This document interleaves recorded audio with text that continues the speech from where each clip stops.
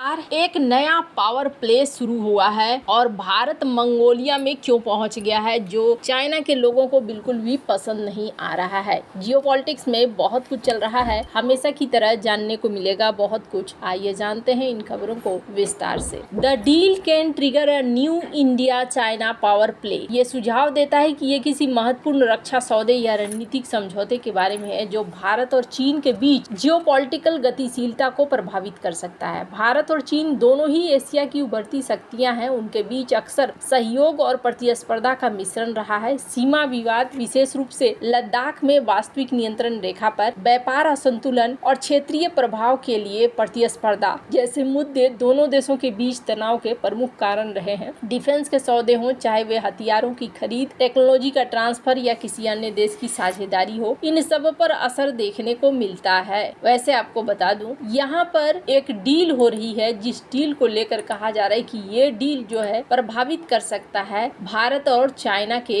रिश्तों को। और ये डील कहाँ पे हो रहा है? चागोस में हो रहा है। चागोस जो कि एक द्वीप है, स्क्रीन पर इस द्वीप को देख सकते हैं। इसी द्वीप को लेकर यहाँ पर बात हो रही है और कहा जा रहा है कि चागोस का जो डील हुआ, वैसे तो मॉरिशस के साथ ये डील हो रहा है, तो फर्क भारत और चाइना को क्यों पड़ेगा? तो भारत और चाइना को फर्क पड़ने के पीछे कारण बताया जा रहा है यूके और मॉरिशस के बीच हाल ही में हुआ समझौता, जिसमें यूके ने चागोस द्वीप समूह की संप्रभुता मॉरिशस को सौंपने के लिए सैद्धांतिक रूप से सहमति व्यक्त की है। उत्तर औपनिवेशिक भू राजनीति में एक महत्वपूर्ण क्षण है, जबकि भारत आधिकारिक तौर पर इस कदम को मॉरिशस के उपनिवेशवाद मुक्ति प्रक्रिया के पूरा होने के रूप में सराहा है। लेकिन इसके निहितार्थ ऐतिहासिक, न्याय और नैतिक कूटनीति से कहीं आगे तक जाते हैं। भारत के लिए ये विकास भारतीय क्षेत्र में प्रभाव के लिए चीन के साथ चल रहे अपने रणनीतिक प्रतिस्पर्धा में नई संभावनाओं को खोलता है। अगर आप देखें तो चाइना के साथ इसका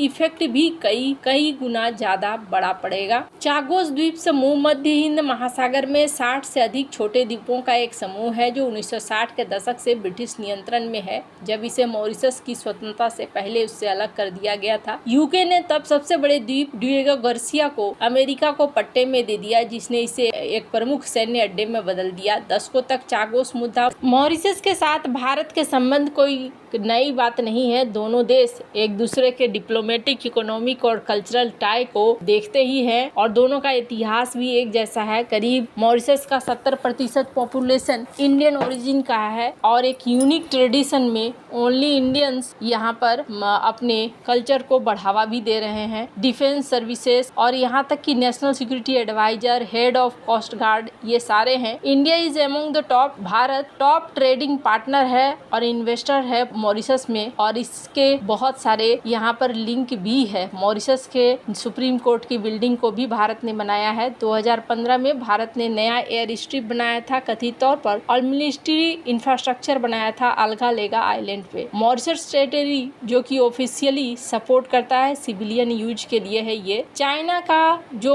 फुटप्रिंट है वो भी यहाँ पर आगे बढ़ रहा है। चाइना का प्रेजेंस इंडियन ओशियन में काफी तेजी से बढ़ रहा है। अपने BRI स्कीम के तहत चाइना ने फ्री ट्रेड एग्रीमेंट साइन किया है मॉरिशस के साथ और अफ्रीकन कंट्री के साथ भी। चाइना ने यहाँ पर इंफ्रास्ट्रक्चर प्रोजेक्ट पर भी पैसे लगाए हैं, स्मार्ट सिटी वगैरह में है। लेकिन चागोस आइलैंड पॉसिबली एक मॉरिशस के साथ और भारत के साथ कई सेवरल एडवांटेज को अलाइन करता है, और अभी जो देखेंगे आप प्रो इंडिया पार्टनर है, इस वजह से भी ये बहुत ही ज्यादा महत्वपूर्ण हो जा रहा है। बीजिंग जो है अभी भी कोशिश कर रहा है कि वो भारत के आसपास बसेरा बना सके, तो भारत भी कहीं न कहीं उसी तरफ, उसी दिशा में जा रहा है, ताकि चाइना अगर घेरने की कोशिश करे तो भारत भी उसे निपटा सके। खैर, अब जहाँ एक तरफ ये सारी चीजें देखने को मिल रही है, वहीं स्क्रीन पर एक मैप देख रहे हैं। मैप में देख रहे हैं मंगोलिया। भारत और मंगोलिया के बीच 17वां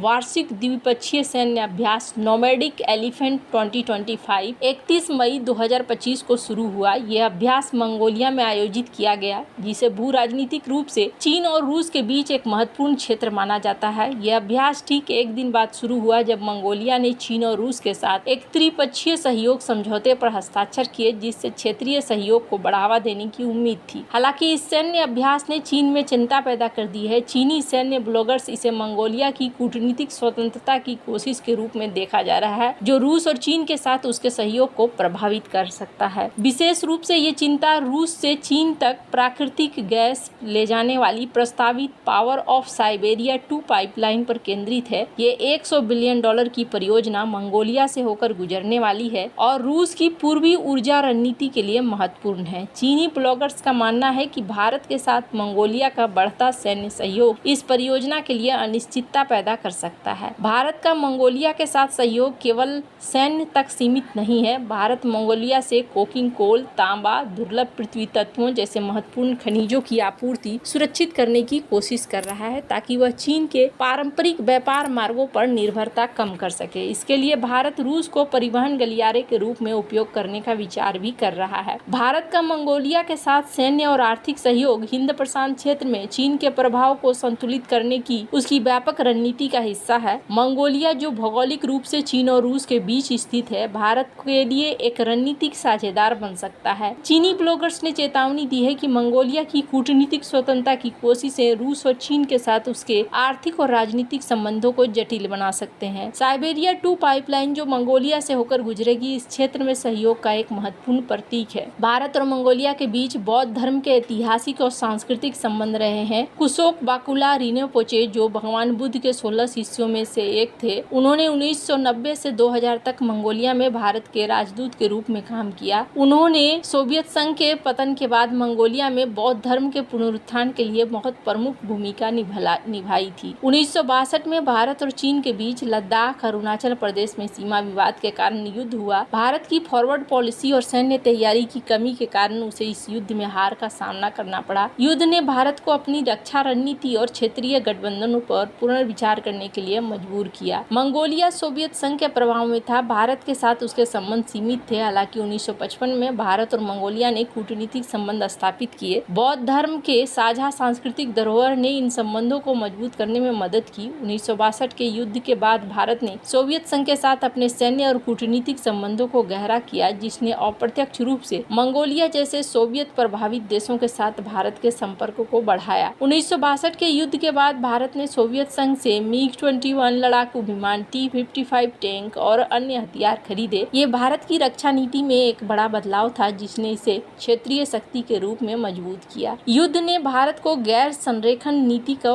बनाए रखते हुए सोवियत संघ और अन्य देशों के साथ रणनीतिक साझेदारी विकसित करने के लिए प्रेरित किया। मंगोलिया जैसे देश, जो भौगोलिक रूप से चीन के निकट थे, भारत की दीर्घकालिक रणनीति में महत्वपूर्ण हो सकते थे। 1962 के बाद चीन ने भी अपनी क्षेत्रीय स्थिति को मजबूत करने के लिए पाकिस्तान के साथ सैन्य और आर्थिक सहयोग बढ़ाया। उदाहरण के लिए 1963 में चीन और पाकिस्तान ने एक समझौते पर हस्ताक्षर किए, जिसमें पाकिस्तान ने अक्साई चीन का एक हिस्सा चीन को सौंप दिया, जिससे भारत चीन सीमा विवाद और जटिल हो गया। 1962 का युद्ध और उसके बाद की घटनाएं दिखलाती है कि भारत ने हमेशा क्षेत्रीय शक्ति संतुलन को बनाए रखने के लिए रणनीतिक साझेदारियों का उपयोग किया। नोमैडिक एलिफेंट 2025 जैसे अभ्यास मंगोलिया के साथ भारत के बढ़ते संबंधों को भी दिखला रहा है। चीनी ब्लॉगर्स बेकार में ही डर रहे हैं। वैसे आपको क्या लगता है? इन सब मामले में आपकी क्या राय है? कमेंट कर जरूर बताएं। जल्द मिलते हैं अगली वीडियो में नई खबर के साथ।